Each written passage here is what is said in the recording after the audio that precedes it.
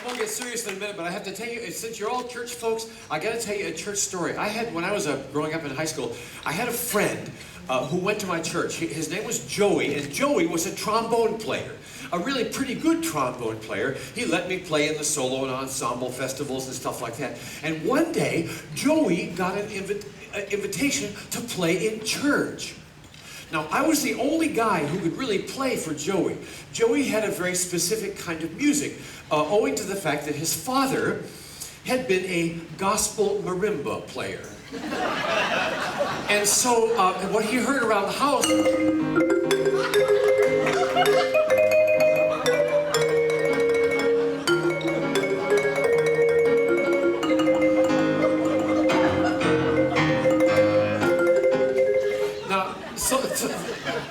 That was the kind of music that Joey liked to play. Now, we did not go to that kind of a church.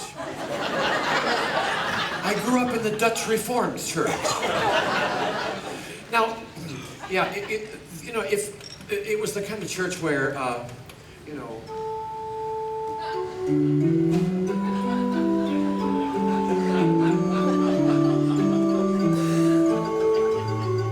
except at Lent, when it became a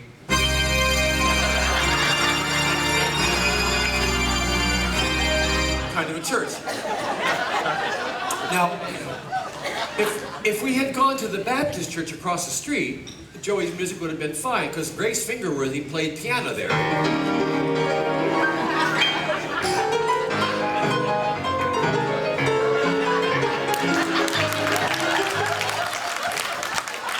Some of you have been there,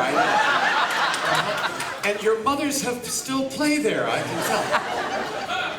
So Joey was going to play variations on the old gospel hymn, Leaning on the Everlasting Arms, which when he announced, 30 people fainted immediately. And there was this deathly silence in the church, and everybody sort of looked at everybody else, and meanwhile we started playing. What else can you do?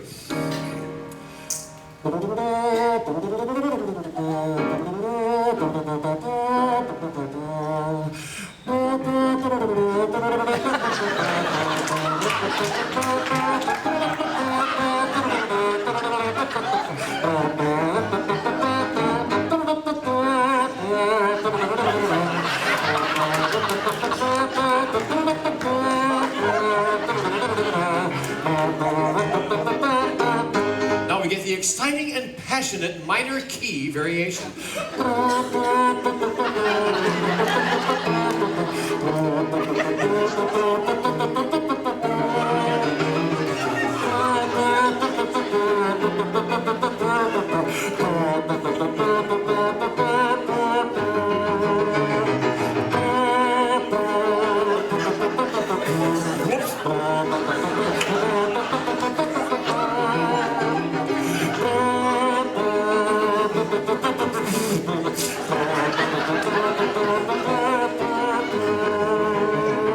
That raspy sound you heard is caused by the presence of a considerable amount of saliva.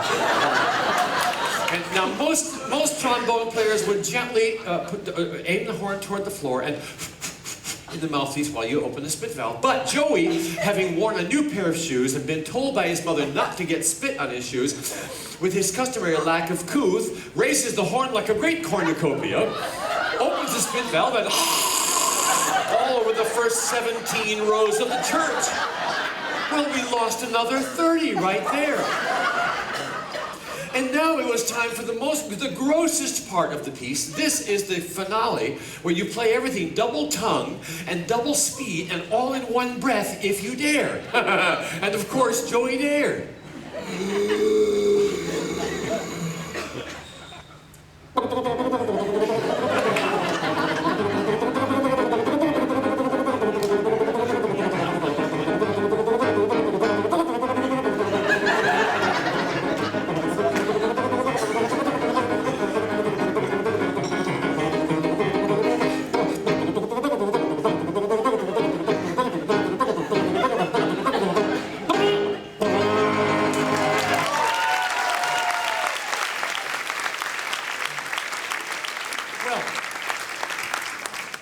At the conclusion of the piece, the church was deathly silent.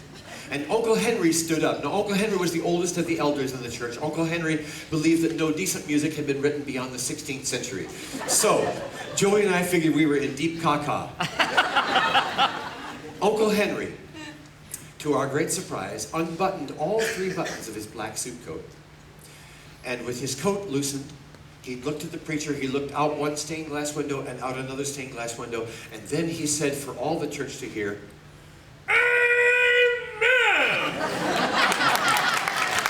for one sweet moment, family mattered more than style.